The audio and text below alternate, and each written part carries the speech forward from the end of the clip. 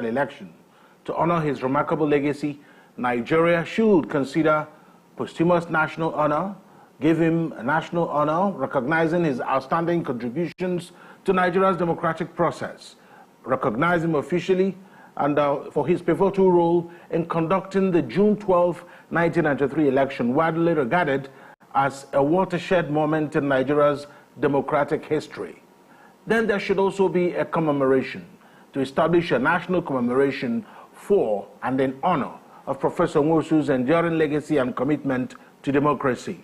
Also, Nigeria should consider electoral reforms to build on Professor Nwosu's legacy by advancing electoral reforms that promote transparency, accountability, and fairness in Nigeria's democratic process. Well, these are suppositions, but will Nigeria do this for Professor Humphrey Nwosu? This is the Eastern Eye. I'm Alex Obodo.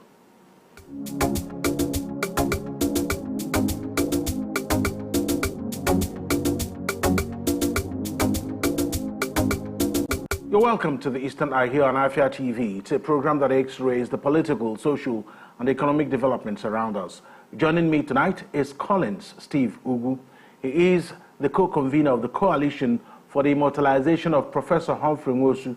He's also the Director of Communications, Aka Ikenga, the Igbo think tank, a public affairs commentator, and the Director of Publicity, Southeast, South-South Professionals of Nigeria, CESPIN. Thank you so much, Sir Collins Ugu, for joining us tonight on the Eastern Eye. Thank you, my brother, and thank you, Afia TV, for this opportunity. And one must say kudos to you for also being at the forefront of making that noise, pushing for the recognition of Professor Humphrey Nwosu. First of all, if you are told to talk about Professor Humphrey Nwosu in a few sentences, how would it go? Clearly, I'll summarize his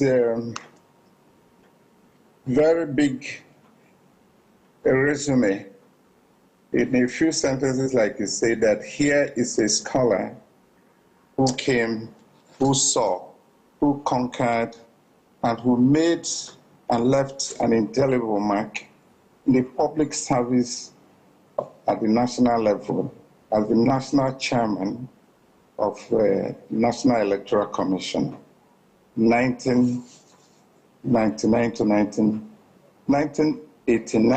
1993, and conducted an election that Nigerians and citizens agree, including the operators that appointed him, that he gave his very best.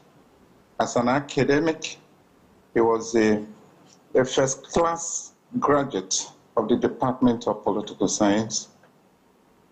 As a public servant who was a commissioner in the then Anambra State, in the Ministry of Local Government, he left a remarkable imprint that is still a reference at the ministry. Having come thus far, he has produced professors, he has produced students who are standing and who are still outstanding in the annals of the productive sectors of their engagement and training. And you go, and just like in the movies, some people just play those parts, and the part they play remain indelible in our hearts and in our minds. But there's just one thing that's been disturbing some people, a lot of people really, that each time June 12th is mentioned, I don't know whether it's conspiracy, I don't know what it is, by grand design, some people, and a lot of people who discuss these things, tend to silence the name of Professor Humphrey Nwosu. I mean, let me take you back to the latest book by former President Babangida. He spoke a lot about June 12th, but said nothing about the man who made that June 12th what it is. Because if Professor Humphrey Nwosu did not declare those results, nobody will be here talking about it being the freest and fairest election. On what basis are they saying today that that's the freest and fairest election Nigeria ever conducted. Someone made it happen.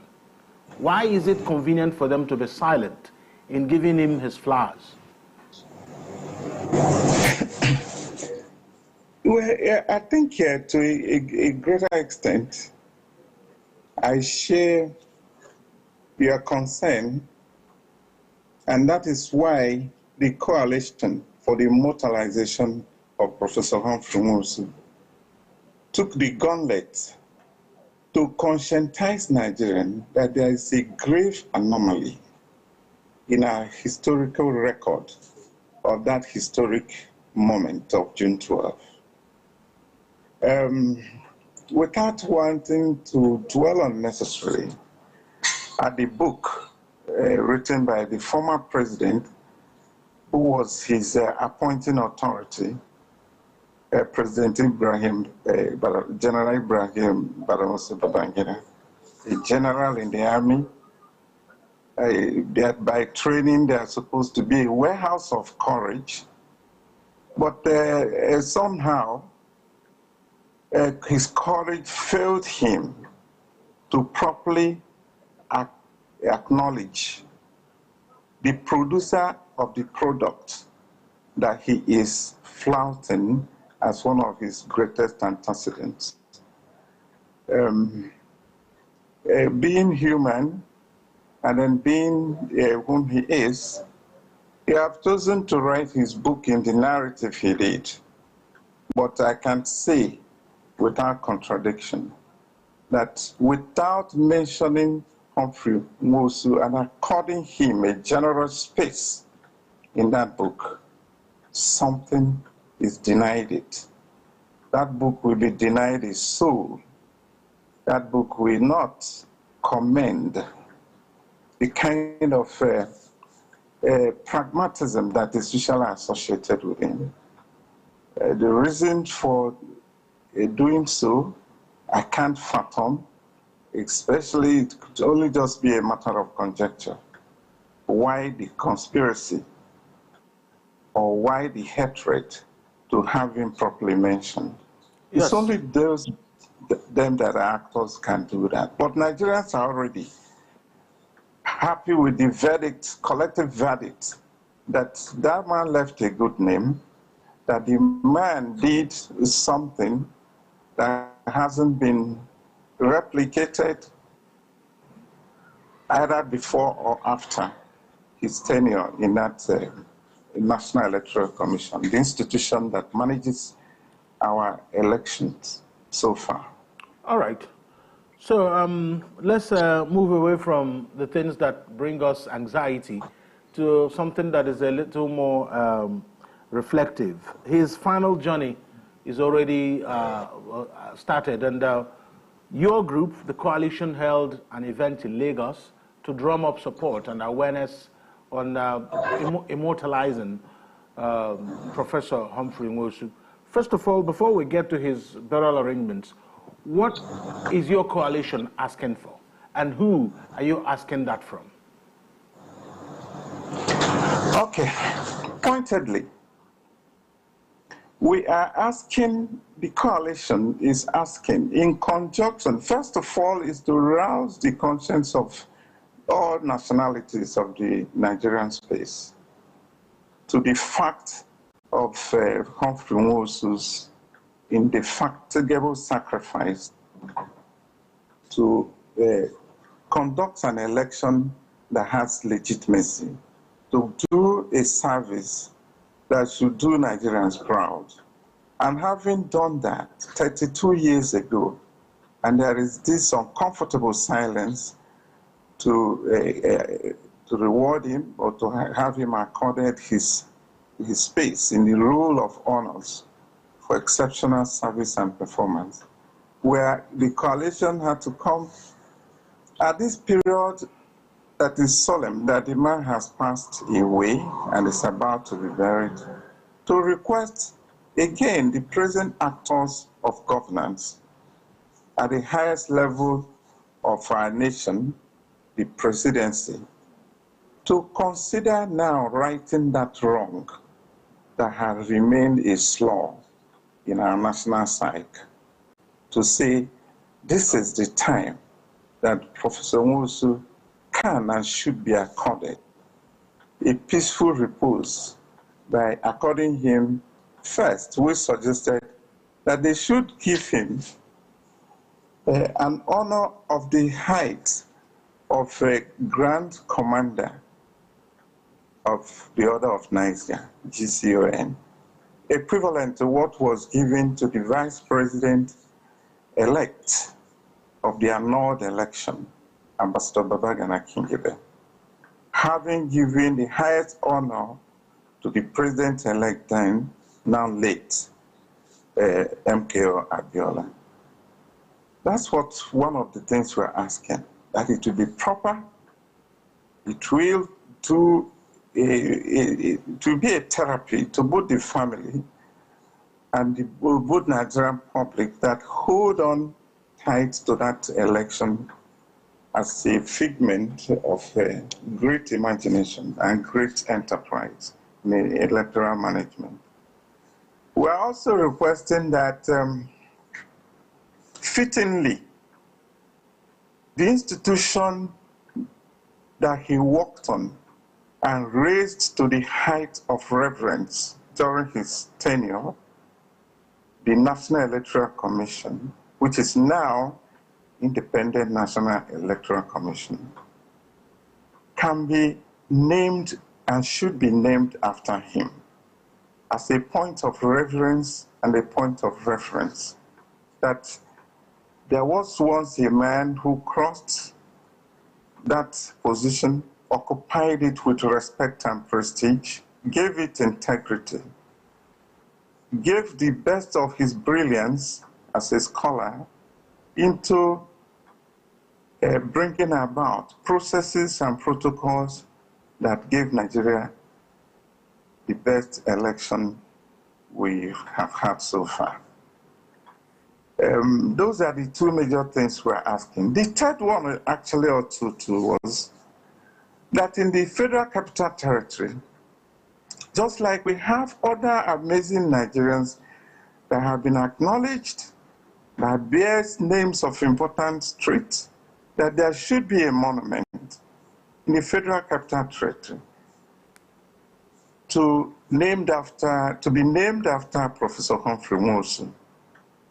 It could be something like a freedom park, something that is connected to expressions of people's will in a democratic election. That's still the choice of governance we choose, democracy.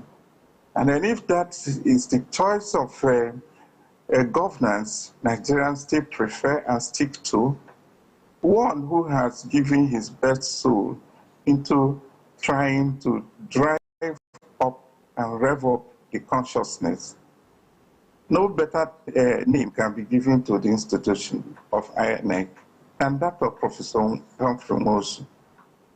We see it as ideal, we see it as proper, and we see it as achievable.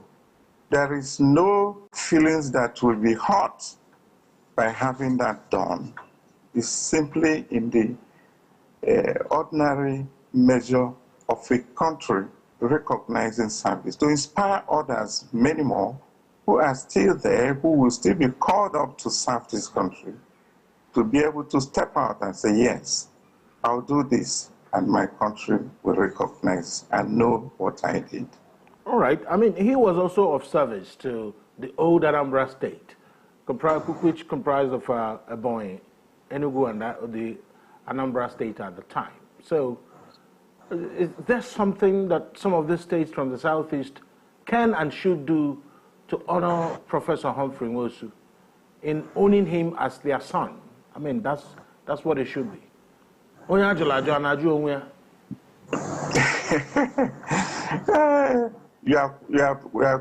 are quite very direct on that, and I can do no better than share your very well made thoughts. Humphrey Nwosu is a great Igbo man from the southeast and from Anambra particularly, which also benefited from his wealth of experience as a political scientist in the local government administration of that time. The revolution and the reforms that he brought to bear on local government administration still resonates with the ministry and the state. Just last week, when the funeral processes started, there was a token of gesture that was made by the academic community in Enugu, specifically the university he graduated and served, the University of Nigeria, Nsukka, that hosted a colloquium, a national colloquium, at the Enugu campus of the university. That's right, and at the Faculty of Law, yeah. Yes, and the governor of Enugu State played host there. That was a good, token of gesture to an academic of his status. But we want something more significant, especially in the state of Anambra State. We call upon the governor of Anambra State, who incidentally share the same academic title and to say some same level of brilliance. Professor Soludo, Charles Soludo, is a professor of the Faculty of Social Sciences. He read economics in the same university, so they share the same faculty. He was also a brilliant economist, having had the first class. Professor Humphrey Nwosu made first class in political science. So they share a lot in common. And then he's now the governor of Anambra State, the de facto #1 citizen from that state. So we're thinking that ordinarily, and it should be, I hope he's working in his schedules to properly honor his colleague and the great son of the land appropriately. Yeah, I mean, I was looking at his funeral program. Something was pushing me to search for something that will happen in Oka. Well, I didn't see that. I saw that there were repeated events around there in Ajali. A lot of the events were just in Ajali. I mean, which is totally okay. But one would think that maybe his body should have made a stop, Oka being the capital of Anambra State. But I wouldn't know. I mean, the family and the Anambra State government, I don't know what. I don't want to start something that doesn't exist. You've made a plea. You've made a plea to the Anambra State government to honor the man, and I hope that they are listening. And let's just dive into what the significance of his life would be for the new generation of Democrats and those who want a better life for the country, especially the way and the trajectory of its democracy. I mean, because we have some interviews, we may not have time to play some of them, where Professor Humphrey was build up to the election. He had to defend his plan. He had to tell the military, and one name kept cropping up, General Sani Abacha, who wouldn't, like the Igbos would say, General Sani Abacha, it was a battle. General Sani Abacha would ask him to shut up at some points. I'm sure you've seen some of those interviews. And he continued to stand his ground. The problem he had wasn't the president. It was General Sani Abacha, whom I believe was Chief of Army Staff at the time. So for a man with this defiance, do you think that there's any lesson to be learned, especially for those who are studying political science today? Is it just to study political science to maybe be somebody's political aide? Is it possible that legacy can beget legacy? Yeah, that is why boldly and fearlessly the coalition for the immortalization of Professor Humphrey Nwosu is not just being canvassed for just the fun of it. It's because of the embodiment of his persona, what he is, the inspiration he has sown in the heart of men and then in the line of duty, in the heart of institution that he worked so hard. His legacies are such that people need to know, because these days people hardly read. So if you tell a story, they might catch it on quicker and easier than probably matters that were embedded in the books. So we are highlighting it so that people can know that one significant legacy of Professor Humphrey Nwosu is the size of his courage. That's right. A civilian, a political scientist that stood up to the entire machinery of the draconian military regime of that time and insisted with confidence that this election, which has been done, which has been crafted, which has been executed, and which Nigerians have voted massively, should be concluded. Those with if it's someone with a heart of fear, he would not have been able to stand up to the intimidation that was so intense around that moment of history.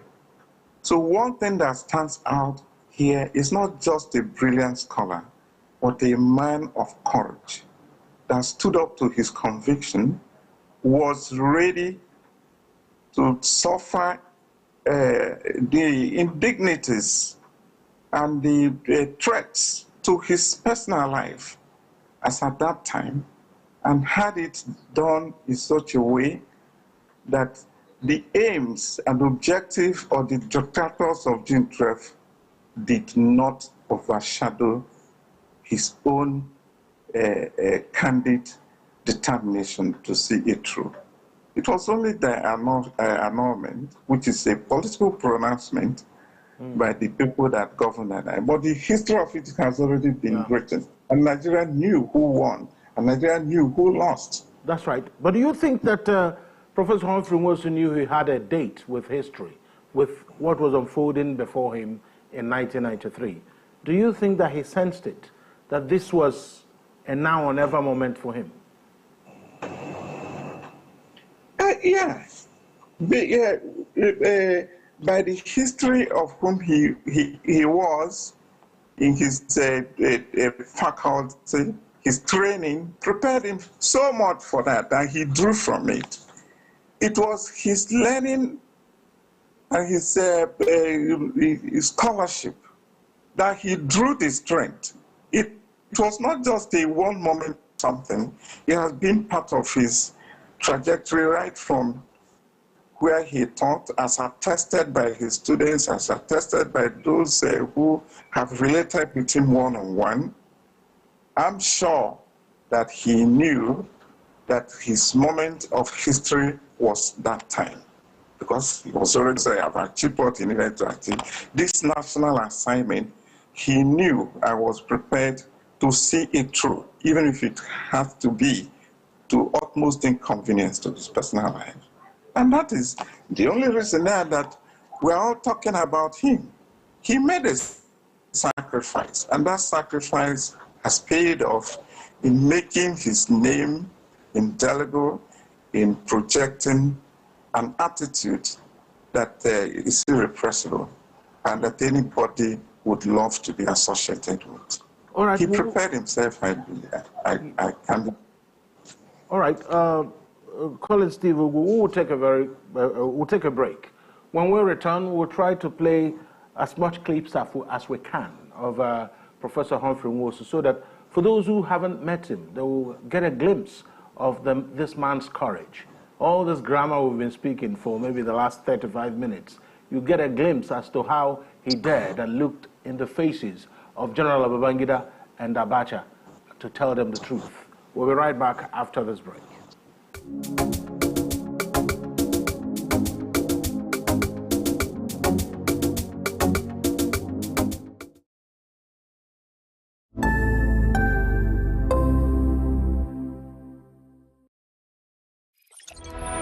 What is the state of the continent of Africa?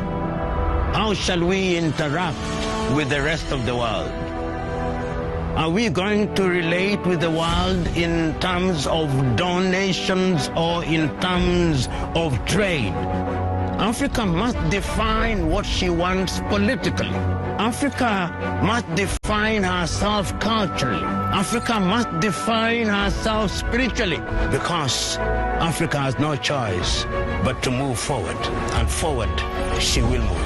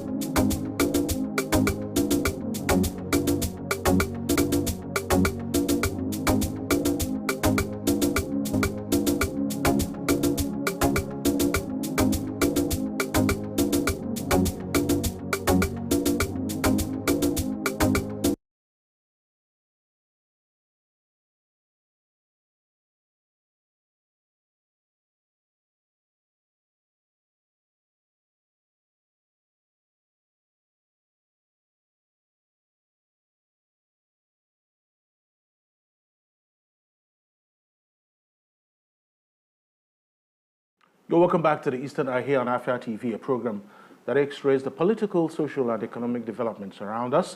We're still looking at the life and legacies of Professor Humphrey Nwosu, whose journey to his home is, of course, on course, and will be concluded on Friday. So we'll have some, what you might want to call just snippets, and I will have to give credit to Frontline for some of the videos you were watching. So let's take a listen to some of the things he had to say regarding planning for the election.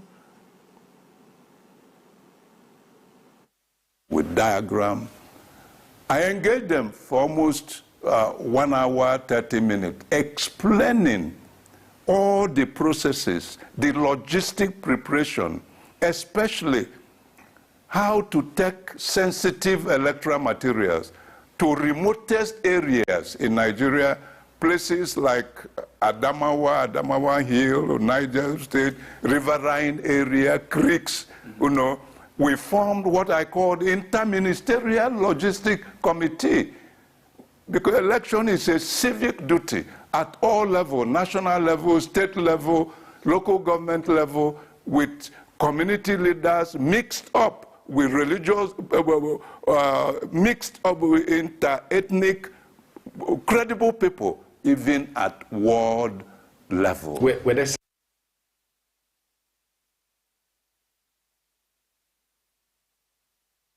How to mobilize transportation means to make sure that there was no failure of moving material to the government. I explained, and the process of announcing the result incorporated in Decree 13 that allowed us to conduct June 12th election 1993. People have forgotten what we do is guided by law. Akbambo was then late the Attorney General of the Federation. In Decree 13, a section of it, there was a provision that once date and time have been set for general election in Nigeria, no court can stop us. But Ikpeme court tried to stop us May 10, or June 10. So I explained all this, that when result will be released, no one, not the president, not you, not the Transitional Council, in keeping with the decree, in keeping with the law, the process will start from the polling station to collation center at ward, to local government, to state, to national headquarters. That we would mount a large board to make it transparent. There will be no government interference in the process, in keeping with the law. So, it happened. The results were being released. Didn't you know about the big signboard? Yeah, I remember. Yeah, the big signboard we were releasing. The results as they came in. And people were satisfied. Nigerians mounted all over the place. Abiola was leading with all this explanation. They gave me stand-up ovation. That if you're able to implement this, you and your commissioner will. An election was held. It was free. It was credible. It was monitored. We should be allowed to conclude the process. Yes. I, Humphrey, said that we should be allowed to conclude the process that had led to this, that a winner had emerged, Abiola. I said that. The results were complete. But if you want political settlement, the government, that is far beyond us. Government can call Abiola, who won, and Tofa, and discuss with them and Nigerians that we are out of it. They say, okay, you will report to the bigger committee. We return to Abacha's residence. He said, Humphrey, report. I opened my mouth to say, yes, a winner had emerged. We should be allowed to conclude the elections which have been conducted, well conducted, accepted even by NRC, congratulated, please. He said, shut up. I was ordered by Abacha, this happened. He said you should shut up? Yes, that you are not a member of National Defense and Security Council. You were in the first instance asked not to conduct election. You will recall throughout Abacha's regime that throughout that 93 to 98, he called the election I conducted illegal. His Minister of Information, Ofonagoro, called it illegal. They never accepted it. What again will tell you that the military was divided?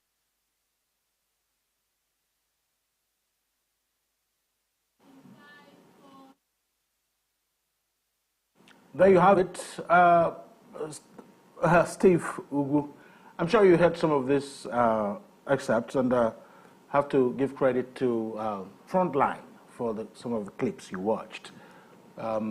You heard him. I don't know whether you're still on the line with us, Ms. Ugu. Yes, I'm here. Yes. So you heard the man, and it looked like in all this, from that 1989 to 1993, Abacha harassed him the most. And if you watched all his interviews, the way he referenced Abacha portrayed that Abacha harassed him a lot. In fact, I'm not sure, maybe because he was a man, he country that way, and a man of such level of sacrifice, and you think that you'll get your own flowers. If you don't give somebody his flower, you will not get yours, comfortably. Today, we're singing praises for Professor Humphrey Nwosu. I don't think anybody will organize a colloquium to sing praises for General Abacha. We understand and we know where his name belongs in the history of this country today. That is not in the same bracket with Humphrey Nwosu at all, or near it. So that serves him, and then that solves that. What I wanted also to say is that today is also remarkable that in the Federal Capital Territory, the tributes was the day of tributes for this great man. That's right. And it was so heartwarming, the assemblage of nationalities and nationalists that came together to give him his due. It was a filled-up capacity at the Sheikh Musa Center with people like Professor Jerry Ghana, the man who prepared Nigerians for that election, very well known for his MAMSA, mass mobilization for people for that election. the secretary of the commission, the secretary of the INEC, he's a lawyer at that time. So many people. We must give credit to the chairman of the National Burial Committee, who is the former minister, Road Marshal Osita Chidoka, and the former governor of Imo State, who made that happen. It was just like a confetti of celebration for Humphrey Nwosu and the family. We also probably would like to give a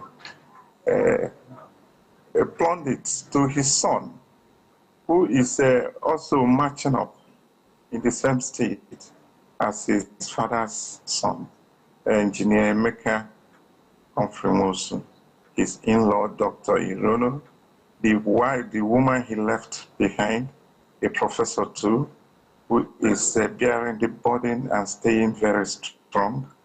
We thank everybody that have really converged and who are carrying this campaign to the seat of the presidency, to all Nigerians. We have made it easy for the president, actually. It's just for him now to do what is necessary, because the authority belongs to him. And we are very certain that President Bola Ahmed Tinubu, being a keen beneficiary of political activism set off by June 12th annulment, will do the right thing now and do it very beautifully. All right. And on that note, I have to thank you so much, Colin Steve Ubu, co-convener of the Coalition for the Immortalization of Professor Humphrey Nwosu, and the Director of Communications, Aka Ikenga, the Igbo think tank, and he's a public affairs commentator and Director of Publicity, Southeast South-South Professionals of Nigeria, CESPIN.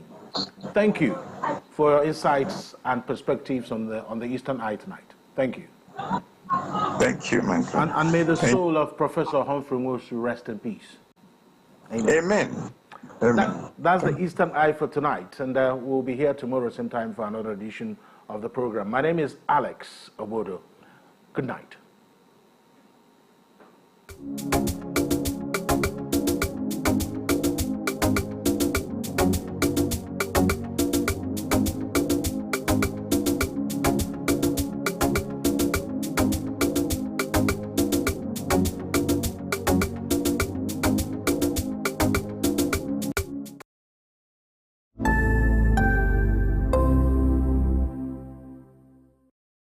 Opinion of the people